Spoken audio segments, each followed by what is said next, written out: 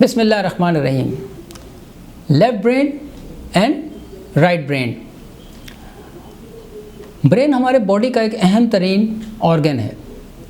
हमारी ज़िंदगी का दारोमदार हमारे ब्रेन फंक्शंस पर ही है। ब्रेन एक स्कल में महफूज होता है। इसमें 100 बिलियन न्यूरॉन्स होते हैं। इसका वज़न अंदाज़न 1.4 kg के करीब होता है, जो कि पूरी बॉडी के वेट का तकरीबन 2% है। ब्रेन कंट्रोल सेंटर है जो हमारी पूरी बॉडी की मूवमेंट को कंट्रोल करता है।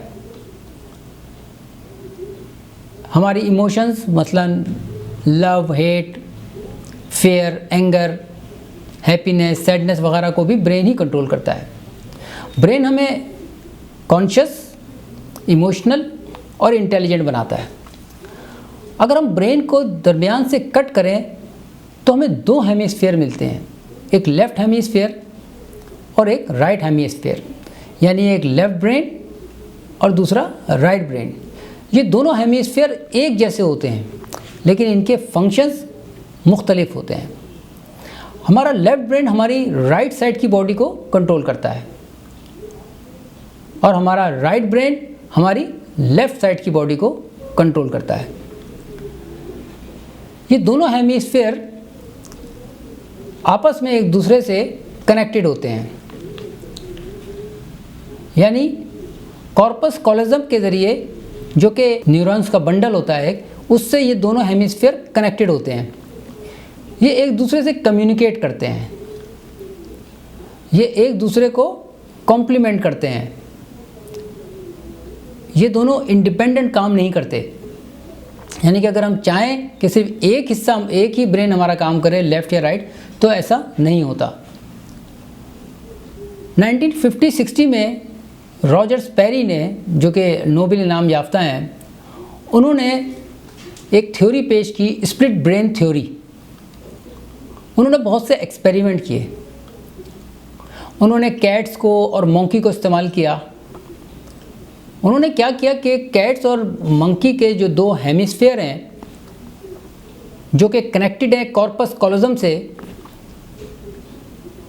जो कि न्यूरॉन्स के बंडल हैं, उसको उन्होंने कट कर दिया, यानी कि दोनों हेमिस्फीयर को अलहदा कर दिया।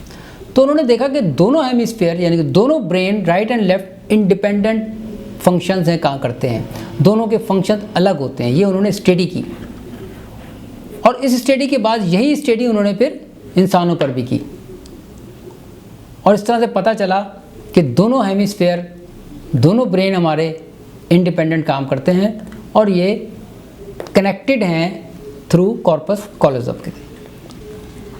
इसी थ्योरी को रॉजर स्पेरी ने स्प्लिट ब्रेन थ्योरी का नाम दिया और फिर इनको इस रिसर्च पर नोबेल प्राइज़ भी दिया गया। दोनों हेमिस्फीयर या दोनों ब्रेन ये साथ मिलकर काम करते हैं। ये बात तो अब वाज़ेह हो गई कि ब्रेन के दोनों हिस्से, लेफ़्ट ब्रेन और राइट ब्रेन, दोनों के फंक्शन अलग होते हैं। हाँ, अलबत्ता ये दोनों एक दूसरे से कम्युनिकेट करते हैं। लोग या तो राइट ब्रेन होते हैं या लेफ़्ट ब्रेन होते हैं, यानी कि कोई एक ब्रेन डोमिनेट कर रहा होता है। अब हम इन ब्रेन के फंक्शंस के बारे में बात करते हैं कि लेफ़्ट ब्रेन के फंक्शंस क्या होते हैं और राइट ब्रेन के फंक्शंस क्या होते हैं। सबसे पहले हम लेफ़्ट ब्रेन के लोगों को लेते हैं। लेफ़्ट ब्रेन में कि जो लोग हैं वो लॉजिकल होते हैं, यानी कि फैक्ट्स के ऊपर बात करते हैं, फैक्ट्स पर बेस करते हैं, हक़ाइक़ पर बात करते हैं। वो रॉन्ग चीज़ को आइडेंटिफाई करते हैं और उसको सही करने की भी कोशिश करते हैं। ये इसमें वो इमोशंस से ताल्लुक़ नहीं होता, इमोशन से ताल्लुक़ नहीं करते, फैक्ट्स पर बात करते हैं। नंबर 2 ये कि ये एनालिटिकल होते हैं। ये एक एबिलिटी है इंफॉर्मेशन को लेना, फिर उसको एनालाइज करना, प्रॉब्लम सॉल्यूशन की तरफ जाना और डिसीजन मेकिंग करना। तो ये एनालिटिकली लेफ़्ट ब्रेन के लोग बहुत स्ट्रांग होते हैं और लेफ़्ट ब्रेन में ये सलाहियत मौजूद होती है। तीसरा ये कि लेफ़्ट ब्रेन के लोग जो हैं वो ऑर्डरली होते हैं, मतलब बहुत मैनेज होते हैं, वेल ऑर्गेनाइज्ड होते हैं, बड़े नीट होते हैं, चीज़ों को सिस्टम और ऑर्गेनाइज करने में इनमें महारत होती है। नंबर 4, ये रीजनिंग पे जाते हैं।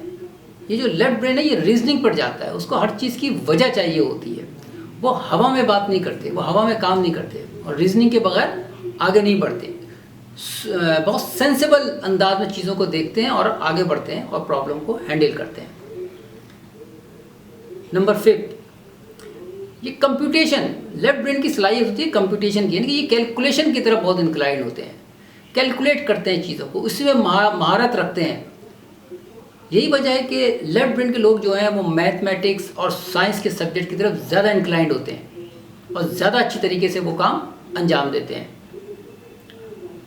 लीनियर थिंकिंग, लेफ्ट ब्रेन के लोग जो हैं वो लीनियर अंदाज में सोचते हैं, मतलब एक स्ट्रेट लाइन में सोचने के आदी होते हैं। सीधी सोच जो है वो लेफ्ट ब्रेन में अमूमन होती है।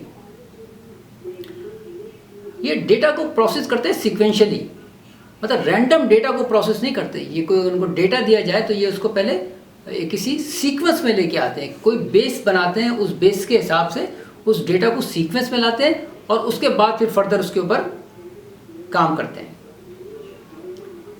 लैंग्वेज, लेफ्ट ब्रेन जो है वो लैंग्वेज की स्किल को हैंडल करता है, यानी कि राइटिंग हो गई, रीडिंग हो गई, इसको वो हैंडल करता है।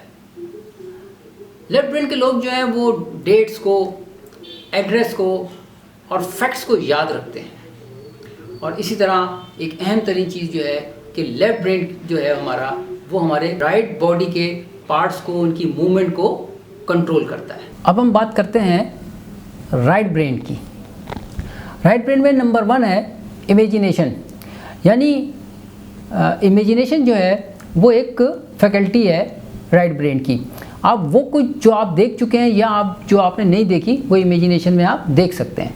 मतलब अगर आपसे ये कहा जाए कि आप एक घोड़े पे बैठ के किसी जंगल में जा रहे हैं तो आप उसको इमेजिनेशन में देख सकते हैं।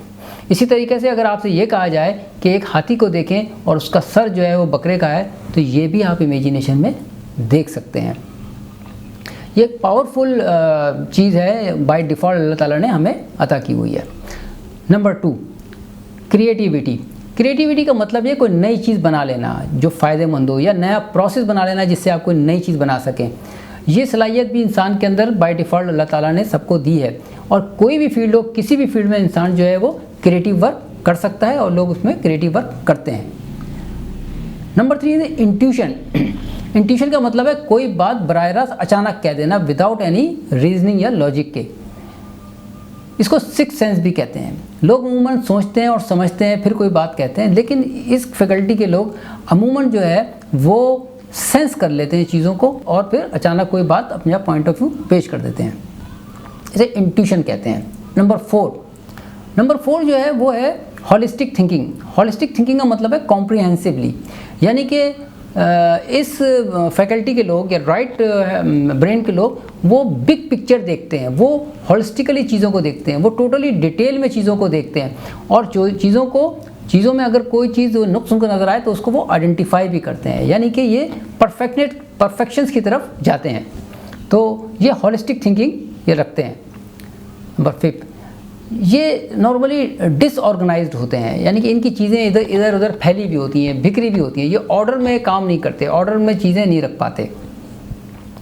Number 6, visualisation. विजुअलाइजेशन में ये बहुत स्ट्रांग होते हैं, ये चीज़ों को विजुअलाइज कर लेते हैं, चीज़ों को, अपने गोल्स को, अपने टारगेट्स को, अपने जो इनके ख्वाहिशात होती हैं इसको वो विजुअलाइजेशन की शक्ल में देखते हैं और उसमें वो बहुत सारी चीज़ें शामिल कर लेते हैं। उसमें वो कार्टून शामिल कर लेते हैं, कलर्स को शामिल कर लेते हैं, इमेजेस को, वीडियोस को, जो चाहते हैं इसमें इसको शामिल कर लेते हैं। ये भी एक बहुत बड़ी पावर है जो बाय डिफ़ॉल्ट इंसान को अल्लाह ताला ने दी है और राइट ब्रेन में ये चीज़ बहुत डोमिनेट कर रही होती है। Next is day dreaming. लोग जो हैं अमूमन इस फैकल्टी में डे ड्रीमिंग करते हैं, यानी कि जो भी करना चाहते हैं, जो भी गोल होते हैं, जो मुस्तकबिल में देखना चाहते हैं या मुस्तकबिल में पार्ट प्ले करना चाहते हैं वो उसको वो अपने डे में देखते हैं। दूसरे अल्फाज में ख्याली पुलाव पकाना, यानी कि ये डे ड्रीमिंग में बहुत एक्सपर्ट होते हैं ये लोग, इनमें सलाहियत होती है बाकायदा ये चीज़। नॉन वर्बल जो कम्युनिकेशन है हमारी वो राइट ब्रेन से ही होती है, यानी नॉन वर्बल से मुराद कम्युनिकेशन से है जैसे आई मूवमेंट्स हैं या बॉडी पोस्चर्स हैं या बॉडी लैंग्वेज है, ये सारी कम्युनिकेशन जो है ये राइट ब्रेन से ही हैंडल होती है। इसी तरीके से जो नेक्स्ट और इम्पॉर्टेंट तरीन चीज़ है वो ये है कि हमारा जो राइट ब्रेन है वो लेफ्ट ब्रेन की बॉडी मूवमेंट को कंट्रोल करता है। इस तरीके से हमारे ये जो दोनों ब्रेन है, राइट ब्रेन और लेफ्ट ब्रेन, ये दोनों आपस में कम्युनिकेट करते हैं और दोनों आपस में कम्युनिकेट करके काम करते हैं। कोशिश ये करनी चाहिए कि हमारे दोनों ब्रेन एक्टिवली पार्ट करें। अगर राइट ब्रेन डोमिनेट कर रहा है या लेफ्ट ब्रेन डोमिनेट कर रहा है तो उन पे हमें काम करना चाहिए। मोस्टली ये देखा गया है कि लेफ्ट ब्रेन जो है अमूमन डोमिनेट किया होता है और सोसाइटी में उसकी वैल्यू भी ज़्यादा समझी जाती है, लेकिन कोशिश ये करनी चाहिए कि राइट ब्रेन पर भी काम किया जाए, उसको भी एक्टिवेट की जाए। जितना दोनों ब्रेन मिलकर काम करेंगे उतनी परफॉर्मेंस जो है वो एक्सीलेंट हासिल होगी। Thank you very much. इंशाल्लाह फिर किसी वीडियो के साथ हाजिर होंगे। खुदा हाफिज़।